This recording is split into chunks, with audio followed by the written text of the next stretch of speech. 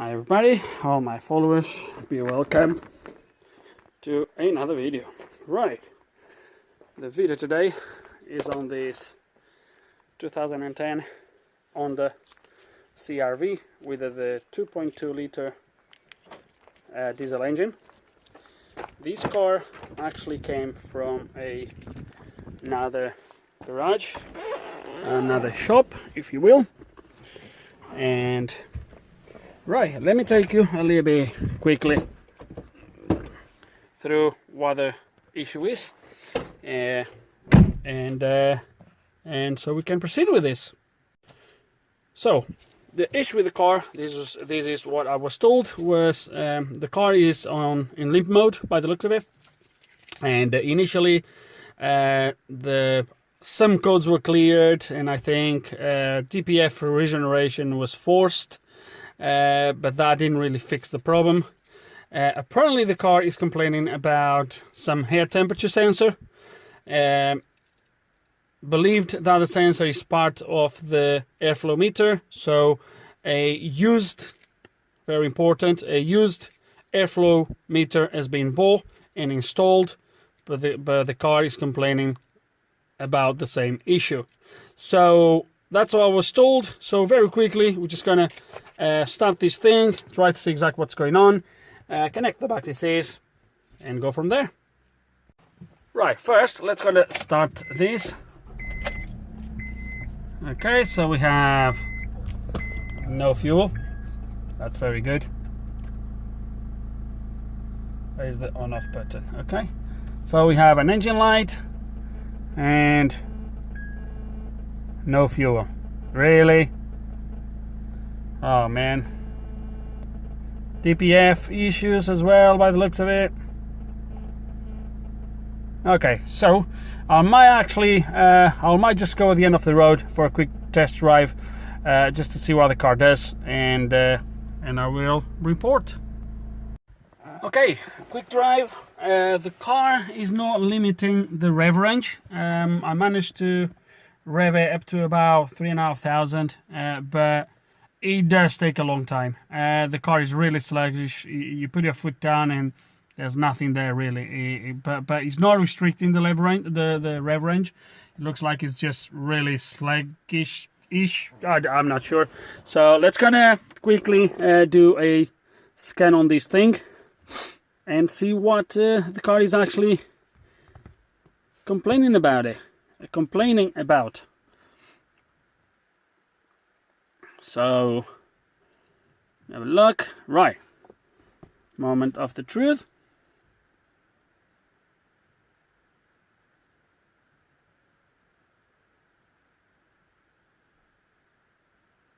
Okay, so we have two codes, P2199, P0181.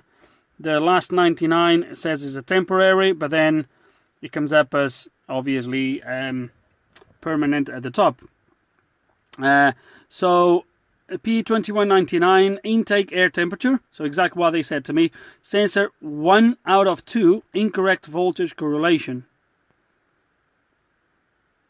And then 0181, fuel temperature / engine temperature sensor, intake air temperature sensor, incorrect voltage correlation. So which one is going to be faulty now? So is it going to be okay? So it's actually okay. There is 3 sensors. Obviously this is the explanation of the code. It doesn't necessarily mean this is going to be 100% accurate, but we have issues with correlations with air temperature, ECT temperature or coolant temperature, fuel temperature. So there's 3 different things here. So first thing, let's gonna ignore this for now. Let's gonna go on our live data and see what we're gonna find. Guys, I should have been recording and I wasn't. Sometimes I feel a little bit bad for being just recording data, and you know, and some of you guys complain a lot about it, and sometimes I regret. Look at that sensor in there. You see that? Have you seen when I've started recording? So these was actually initially, it's actually, so I have all these temperatures here. So engine coolant and engine coolant number 2. So these two sensors, I believe this one is going to be on the engine block, and then this one is going to be somewhere on the radiator or outlet of the radiator, somewhere along those lines. And because the engine temperature, the engine is not up to temperature yet, the thermostat is not open yet, so the water is not really circulating around the system yet, so obviously that temperature is going to be slightly lower. Then I have these intake temperatures, so it's definitely showing me two different sensors. Then the AF sensor, which is basically the O2 sensor, as you can see in there. Look at that. So you've seen just start to work. So you've seen was stuck on 2, showing 600 and something. Now the heater duty went up. I just loaded this Curiosity, but it looks like it is working just fine. So it the duty just went up and the temperature went up in there, so it's heating the temperature, the sensor. Fuel temperature 34, didn't really move. Engine temperature very close to the engine coolant, so they should really match. And then the exhaust gas looks a little bit on the low side, but not to worry about. But was these two here, have you seen when I start to record what was happening with the value of that sensor? You've seen going it down, fluctuating all over the place. Don't know if you've seen it. Look at that, look at that, you see that? The air temperature is not changing this quick, trust me. Okay, look at that, as low as 6, 7, and now in a little bit, by the looks of it, will go up again to close to the other one. So this is definitely a correlation problem, and that's why the car is complaining about it, because these temperatures, they shouldn't deviate so much. So, oh, it's 5, look at that, 5, and but it jumps like crazy, so this is definitely not right. No other sensors are doing anything crazy. All the other sensors are pretty much, oh, there we go. Oh no, sorry, I thought I was reading that one. So, but it's still fluctuating a little bit. Let's see if it goes up again and stabilizes as it did just a minute ago. There we go. You see? So there is definitely something wrong with this sensor. Let's gonna find where this sensor number 2 is. Let's gonna open the bonnet, do some inspection, and go from there.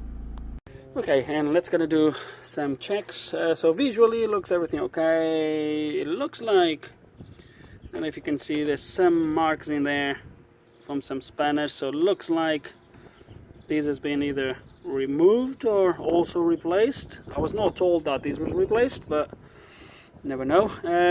Obviously the scrapyard mark.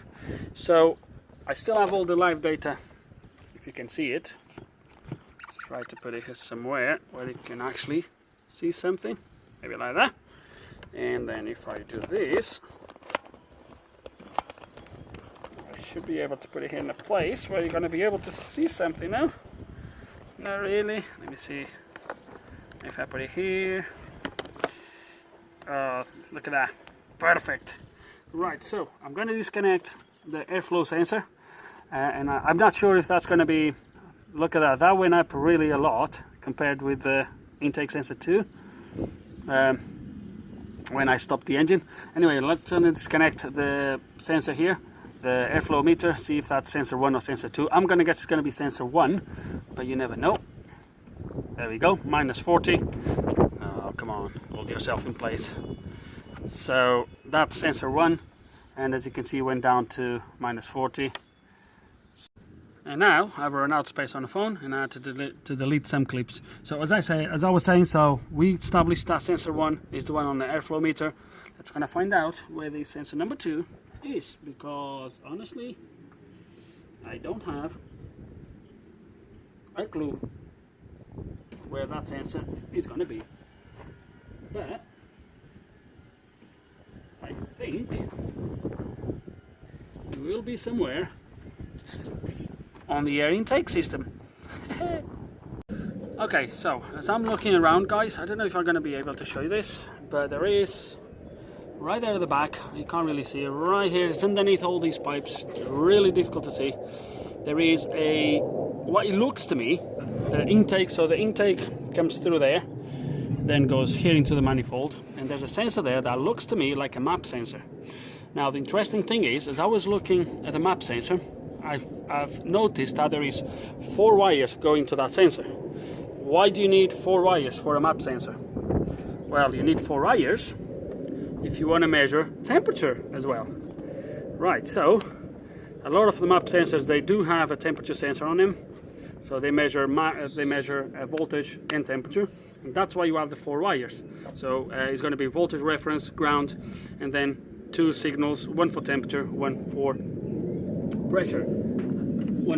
So let me unplug that, and hopefully, if I'm correct, that means that temperature on number 2, I don't know how the camera is capturing.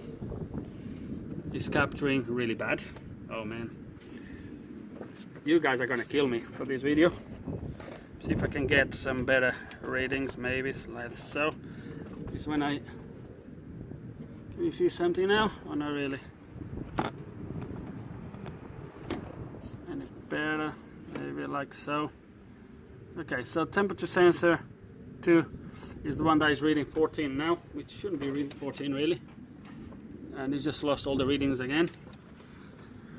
Oh, crap. How are we going to do this, guys? How are we going to do this?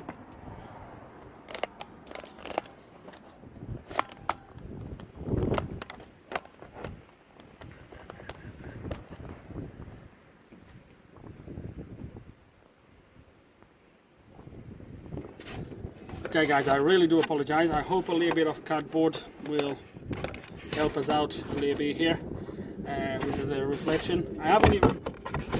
Not going well. Oh man. Wind. Right, so I think you can see the air temperature sensor number 2. I have not even unplugged the sensor, and look what the sensor is reading. So let me see. I'm going to wiggle the wires to see if we have anything that touching the wires will make a change. Not really. But the thing is, if this was an issue, it would probably, if it was a wire, well, it could be the signal wire for the temperature only, because if it was ground or voltage reference, the pressure sensor would start to fail as well. So let me see if I can. I'm going to unplug the sensor now.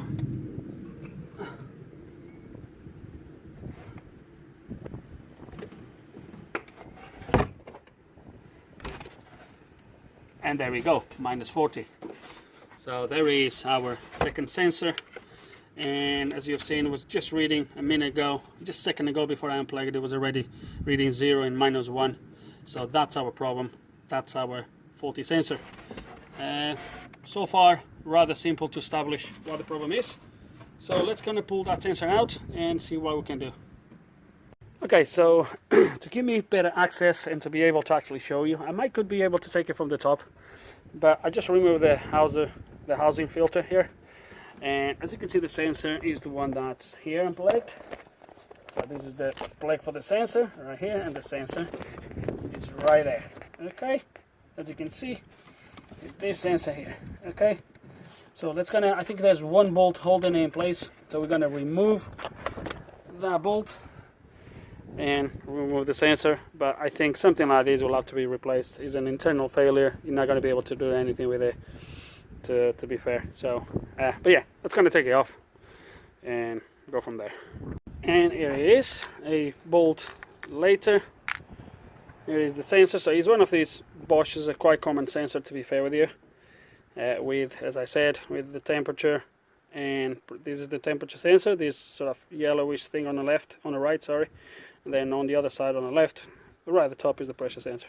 Now the question is, will I have one of these? I have a few of these things here laying around. Maybe I have a good one. Let's gonna have a quick check and see if I do have one or not. Okay, and I actually found some replacements. So that's the original 0281002680. I found cross references. So this is an aftermarket. I don't have a clue what that is. so I'm not very keen to use that. But I found a brand new one. I don't know where this came from, to be fair with you, but I found here a brand new one for a GM, but the part number is 0281006077. I found cross-reference as this sensor being compatible with that sensor. So although this was supposed to be for a GM, doesn't really matter. We're going to plug it in and see what it does. The sensor is in place, so let's gonna plug it in and see if we get a reading. Obviously we still have the pressure sensor side of things, but right, boom, 26. That's a good start. So all I'm gonna do now is I'm gonna put the box back in, the air filter box, plug everything back in, and then let's gonna give it a test. Okay, last thing, engine cover back in place. Yes. And now it's gonna close the bonnet. Not very good, isn't it? A bit. Someone is wrong. Right, I think everything's plugged in. I didn't miss anything. Everything's tied up. It's gonna close it. Grab the maxi is, and let's see if we have a fix. So first, and I've noticed this already when I plugged it in, first we have higher temperature on sensor 2 than on sensor 1, which is actually the way it should be, because obviously this sensor is further down close to the engine. The air is going to be at slightly higher temperature, special now that we are here off. Obviously the temperature at the top of the engine is going to be slightly lower, but anyway, so that makes some sense now.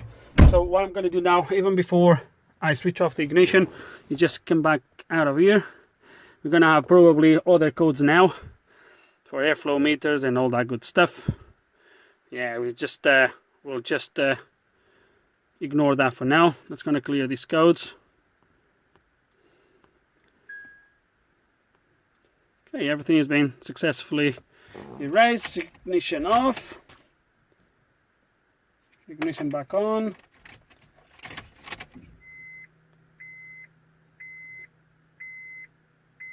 Okay, that looks good.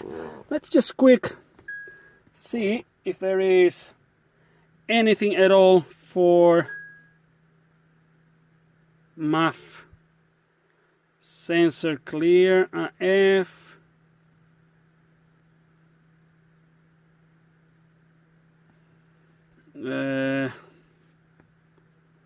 So there is one for the airflow sensor, which if they replace the sensor, I'm actually gonna, what have I done? I think I pressed something right here at the bottom.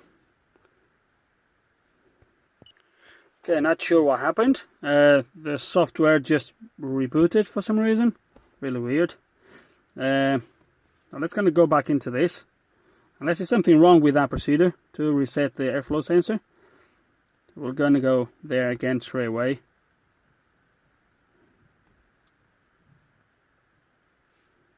No, not really. Unless I pressed something. I was under the impression I pressed something down here.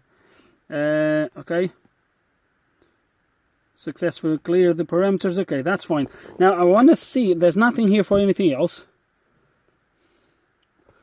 I was trying to see if there was anything here for the pressure, low pressure EGR. Low pressure EGR. Will that be the one? Low pressure EGR. Differential pressure sensor. DPF pressure sensor. Reset calculated MP. Riddler. AF. Intake pressure control valve. Learning intake pressure. Intake pressure control valve. I'm not sure. I don't want to clear anything that is not going to be relevant. Right, let's gonna go for a drive. I don't want to reset anything else for the time being. Let's just so the codes are cleared. Let's just read the codes. No fault codes. Ignition off. Let's gonna start it up. Okay, so that's good. No engine light. We have a TPMS light in there for the, I don't know where to reset this. Okay, tire pressure monitor has been reset. We still have that fault coming up, so I believe it's going to need regeneration. This is going to be something else. Now it's still throwing no codes though. If I show you,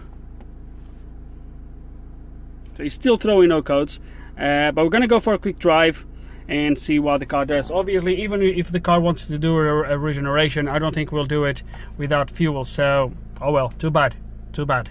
But let's gonna go for a drive and see how it drives now. Okay guys, I just came here for a drive. The car is driving exactly the same, no difference. The only difference obviously is that there's no engine light. I reset the TPMS and that's the only light left. The car's still running sluggish.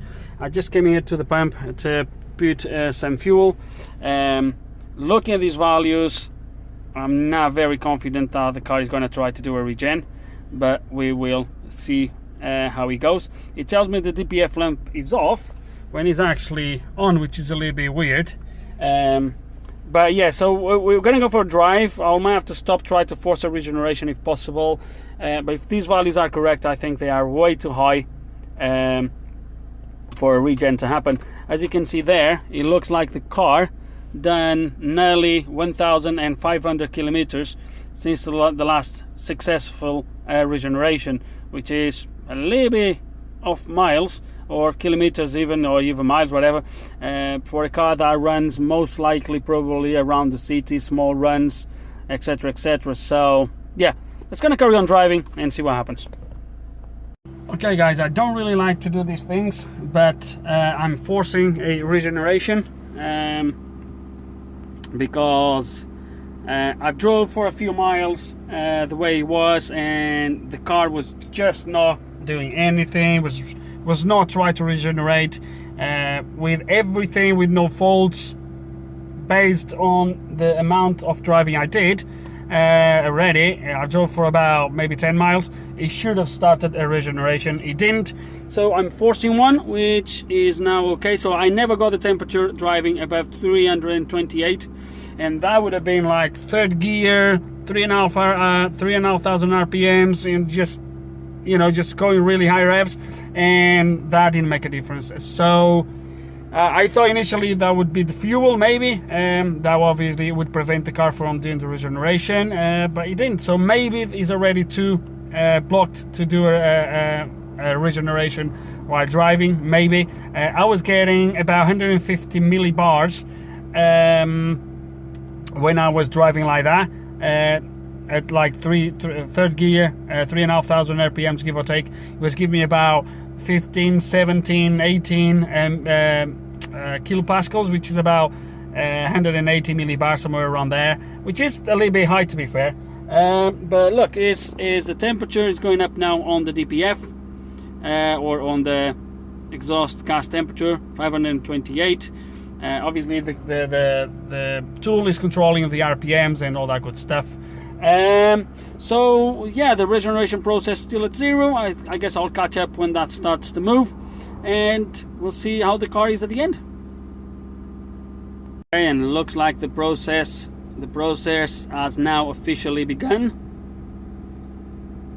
So it's gonna wait and see how long it takes. It's 20 past 12 at the moment, so we'll see how long it will take to do this static regeneration. Again guys, I really don't like to do regenerations like this, but unfortunately it didn't give me an option to do a dynamic, which is it puts the ECU into regeneration mode, and it will just ask you to drive, and the regeneration is forced that way. It's not allowing that at the moment, so we're just gonna wait and see how long it takes to do this one. Luckily today, you might not going to be able to see, but it's really windy, and when I'm parked, it's really high winds today. Well, not high, but it is quite windy, which means it's going to blow all this fresh air through the car, which is a good thing to keep it cool in a way, if that makes sense. So let's just wait to see what happens, and if this completes successfully. Okay, 12 minutes, 12:32 now. 12 minutes elapsed and we are now at 28%. It takes a little bit, not gonna lie, it takes some time.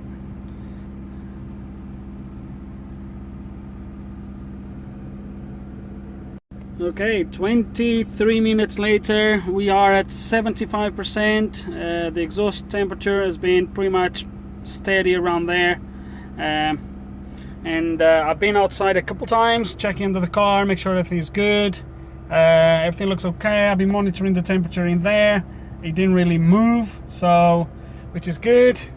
But I'm not gonna lie, guys, I hate to do these things. I feel really scary, especially because I'm here away from home in the middle of nowhere.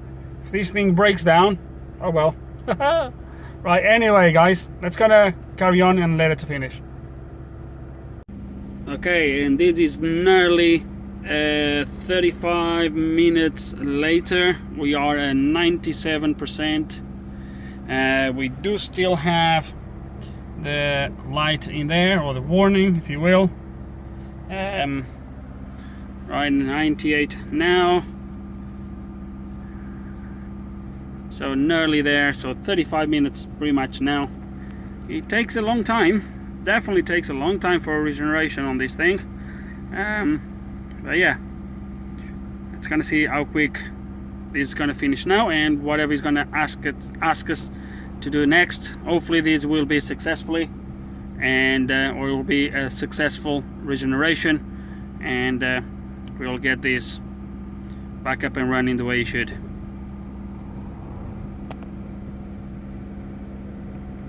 Okay, and 1 minute or 2 minutes later, he's now at 100%.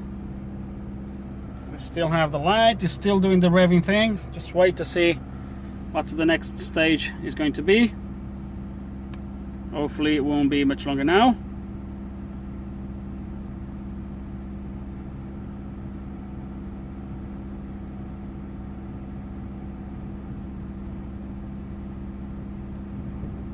Okay, the light is still on, still revving.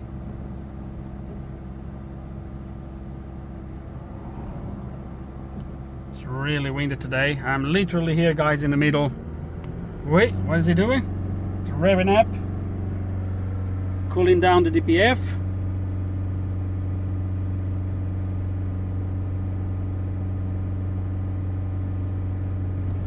The DPF light went off.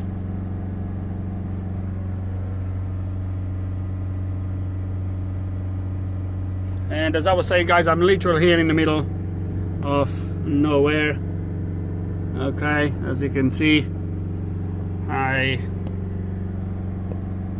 couldn't be doing this at home because I will be annoying the neighbors probably. Right, 232. It's revving at the moment at around 3,000.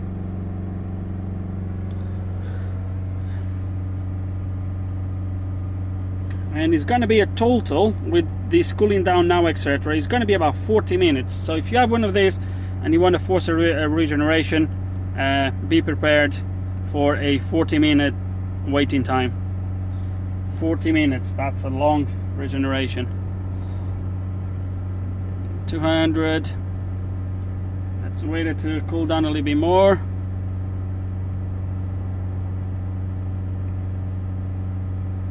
I don't know what the tool is expecting to see before he calls it as a cooled.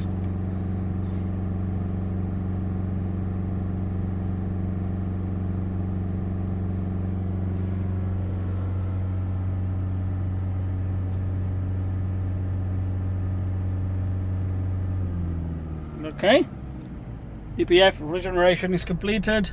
The car stopped revving. Okay, let's gonna press OK. That's all he did. Now let's gonna quick read codes. No codes. Let's gonna go to my live data again, and now I want to go all the way down to see which values we have around there. That was right at the bottom. So there we go. So all of these changed, as you can see. So it's just successful now. Look at the difference, 0.5 was 1.5 idling before, So it's about 5 millibars now. It was about 15 before, and the DPF differential pressure is reading 0. This is the high resolution one. But yeah, so that looks good. Let's gonna close the bonnet and go for a test drive and see how it drives. Okay guys, and I'm ready to go. Right, let's see, moment of the truth. Let's see how it drives.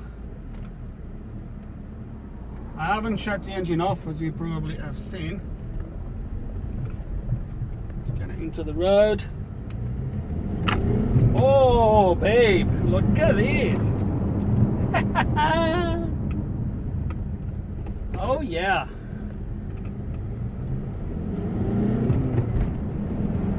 Oh yeah. Driving absolutely perfect. I don't have my my support for the window. I don't know if you can see the cluster, but trust me, it's driving absolutely perfect. Very nice. Look at this. Full boost, full power, all sweet. Now let's gonna drive back home and hopefully wrap up this video.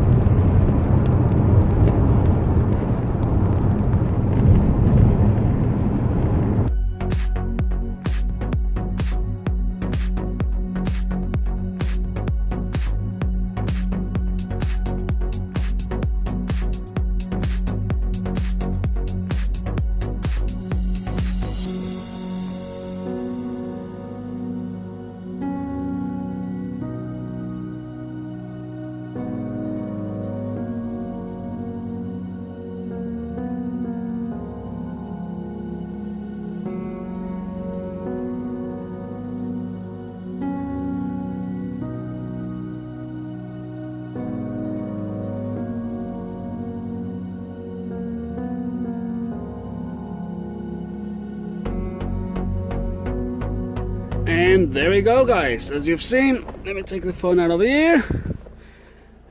Drove absolutely perfect. We have no lights, no warnings. It's pulling okay, all good. And we'll just do once again and one last no fault codes. So guys, in the end, I don't know how these guys missed that sensor, but in the end guys, was just that intake temperature sensor failing. That obviously led the car to not do any regenerations, which in turn obviously put the DPF in that state. Luckily he managed to do a regeneration successfully, which is good. So that's it. With no further ado guys, I really hope you enjoyed the video. Hope there's some information here that can be useful, that can help you. Maybe you learn something, who knows. If you do still have any questions, any comments guys, you know exactly how it works, just put them below. And like always, thank you for watching.